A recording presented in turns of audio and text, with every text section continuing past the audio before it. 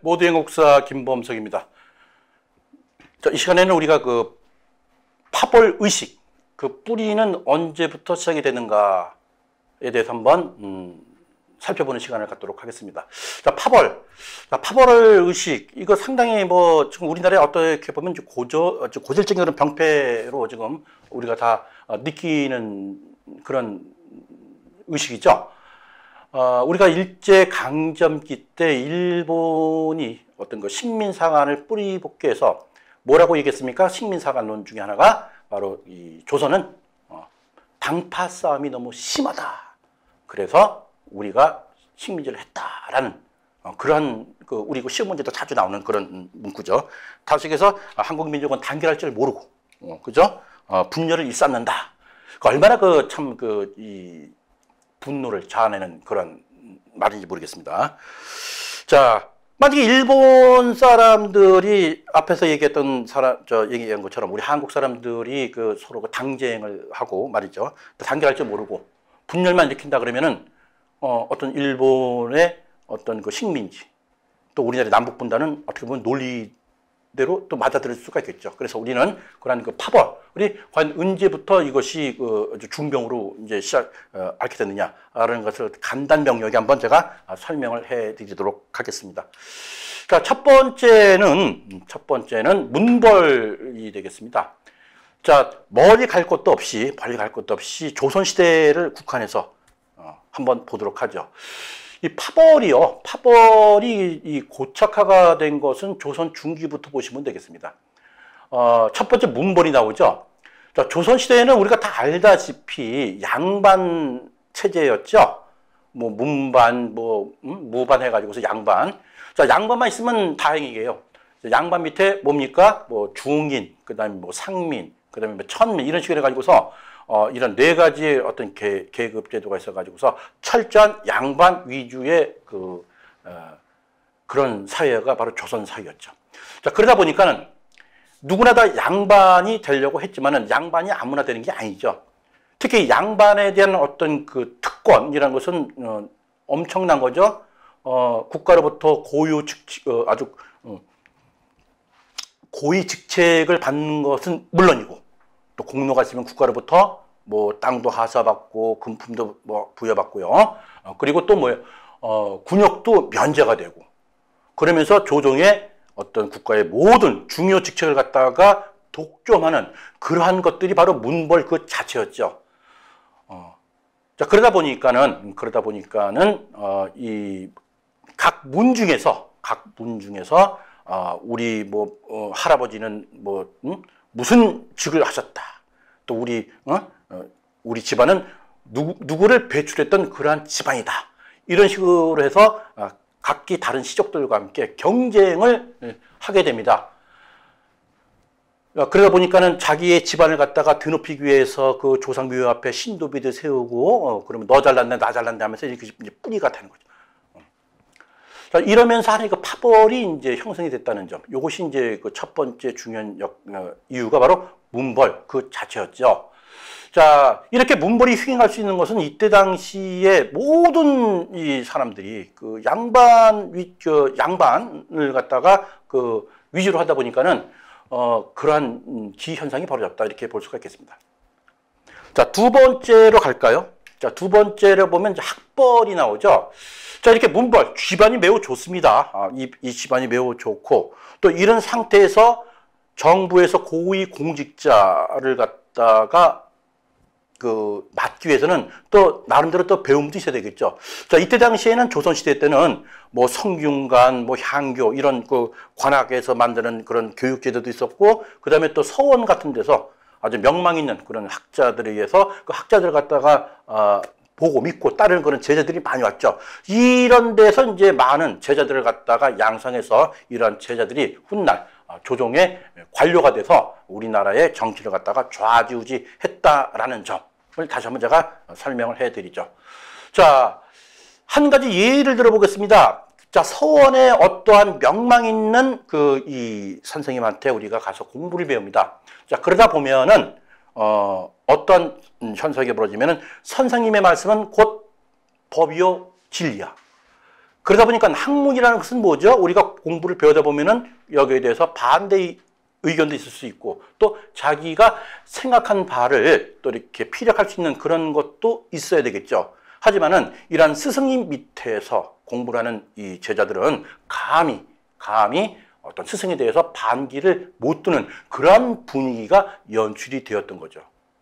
그러면서 서원이 어디 한 곳만 있는 게 아니죠. 이쪽 서원, 저쪽 서원, 뭐 율곡학파, 뭐 이양학파 해서 여러 가지 이제 그 서원에서 명망 있는 그런 그 학자들이 있는데 그 밑에서 공부를 했던 그런 제자들이 또 서로 만나게 되면은 서로 자기 스승을 갖다가 그죠? 키워주느라고 상대방 이 제자들의 스승을 갖다가 깎아내리고 폄하하고 이런 식으로 서로 반목이 계속 반복이 되는 거죠. 그러다 보니까 이것이 어떤 파벌로 굳어지게 돼요.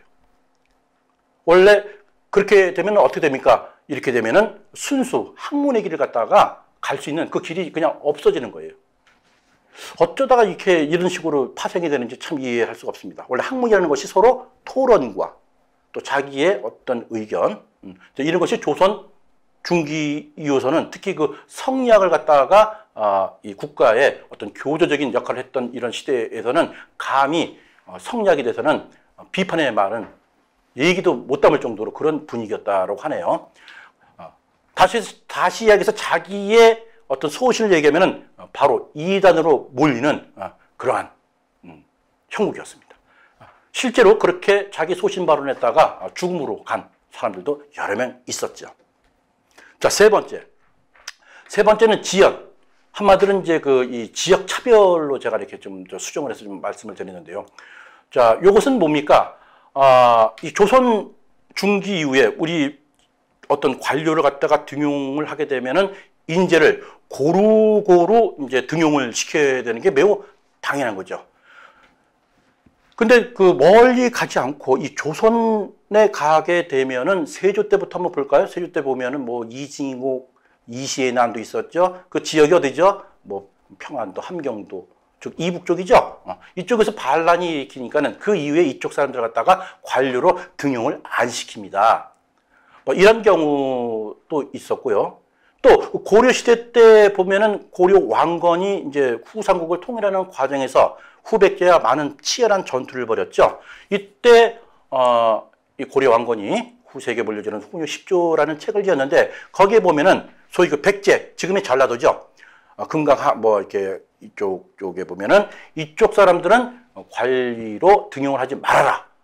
이것이 어떻게 보면 지역 차별에 대한 첫 번째 뭐 이야기라고 하는데 뭐 그렇게까지 이렇게 확대 해석할 필요는 없다라고 합니다. 이때만 해도 그렇게 지역 차별 이런 것은 그렇게 없었다라고 하죠. 물론 후묘 10조의 왕건이 그렇게 얘기를 했으니까 그쪽 사람들을 갖다가 조금 등한시 할 수는 있겠죠. 하지만 요것이 이제 계속 이제 어떤 영향을 줬다라는 것은 주지의 사실로 우리가 볼 수가 있겠습니다. 자, 지역 차별. 자, 이러면서 다시 또 조선시대로 가게 되면은 아까 말씀드렸던 대로 함경도, 평양도, 황해도 이쪽 지역의 인사들을 갖다가 등용을 안 시키고 또 그 이후에 정권이 어떻게 또 갑니까? 뭐 동인, 서인 이런 식으로 조선 선조 때 그 당파의 어떤 그 잉태가 되죠. 이때 이 소위 선조 때 그 동인과 서인이 갈라지면서 정여립 모반 사건이라는 것이 크게 터졌죠. 이때 이 정여립이라는 사람이 호남 사람이었어요. 자, 그래서 이때 이 난을 갖다가 이런 모반 사건을 갖다가 평정을 하면서 이때부터 이 전라도 지역은 반역자가 나온 그런 동네다. 반역향이다. 그래서 낙인이 찍혀요. 그래서 이때부터는 호남 쪽의 인사들이 고위직으로 올라가는 일이 없었죠. 또 그 이후 또 보게 되면은 동인 서인이 또 나눠지고 막 이랬죠. 그래서 서인 쪽에서 노론과 소론이 또 서로 또 막 치고받고 했었죠. 그러다 보니까는 또 노론과 소론 싸움에서 또 이렇게 또 그 패퇴한 이란 또 그 이 집단들은 또 불이익을 당할 수밖에 없습니다. 그래서 경상도 지역도 노론과 소론 싸움에서 결국은 져서 낙향을 하면서 또 경상도 지역도 인재 등용에서 또 배제가 됩니다. 자, 이렇게 하다 보니까는 이렇게 그 소외되고 배제당하고 하다 보니까는 그 지역에 있던 이 사람들은 뭡니까? 스스로 자기 자주권을 갖다가 자위권을 발동하기 위해서 뭉칠 수밖에 없는 거죠. 뭉치다 보니까 이것이 배타적으로 가게 되고 이것이 하나의 큰 파벌의 덩어리가 되는 겁니다. 결론적으로 얘기해서 그 나라 정치를 제대로 못하는 거죠. 정권이 계속 그 유지하기 위해서 기득권을 갖다가 유지하기 위해서 그렇게 일을 저지른 거죠. 결국은 조선 그 후기에까지 거의 노론이라는 집단이 정권을 장악하게 되죠. 즉, 저 뭐 호남도 빼고 경상도도 빼고 또 저 이북, 뭐 황해도, 평안도, 뭐 함경도 이쪽도 빼고 그럼 어디서 정권을 잡았어요? 뭐 기후지방이라 그래서 뭐 경기도, 뭐 충청도 이런 출신 지역들이 소위 그 나라의 모든 고위직을 다 꿰찼다. 자, 이러다 보니까는 이것이 자연스럽게 파벌이 큰 덩어리를 갖다가 만들었다라는 거죠. 자, 요것이 현대에 와서는 또 어떻게 변합니까? 지역차별이 현대에 와서 지역차별 인식이 또 강하게 나타난 것은 소위 그 박정희 정권 때였죠. 자, 박정희 대통령이 제5대인가요? 그 대통령 선거였을 때 김대중 후보를 갖다가 이제 이겼을 때 이때 전라도와 영남으로 그 양분해 가지고서 어떤 하나의 이 민족을 갖다가 분열시키는 그런 싹을 틔웠던 것이 이제 박정희 대통령 때 있었던 거죠. 그러면서 대통령에 당선되면서 호남 인사들은 배제시키고 영남 사람들을 갖다가 등용을 시키면서 견제를 하게 되는, 그러면서 어떤 민주주의의 본질을 갖다가 호도하는 그런 결과를 낳고 그것이 오늘 현재까지도 이어졌다는 것이 매우 조금 불행한 일이죠. 다시 이야기해서 어떤 민주주의의 어떤 본질을 이렇게 없애는 이런 일은 없어야 된다라고 봅니다. 자, 오늘 이 시간에는 우리가 파벌, 과연 이 파벌은 우리나라의 민족성인가? 결코 민족성이라고는 할 수가 없어요. 하지만 이 나라를 갖다가 움직이는 위정자들이 어떤 그 잘못된 그랬던 인식, 이것이 매우 중요한 원인 제공을 했다라는 점을 한번 제가 말씀을 드립니다. 자, 파벌 그 뿌리 한번 우리 조선시대를 갖다가 찍어서 이렇게 한번 정리를 해 보았습니다. 자, 파벌 의식의 그 뿌리는 첫 번째 문벌, 좋은 집안에서 태어나야 된다. 끼리끼리 한다.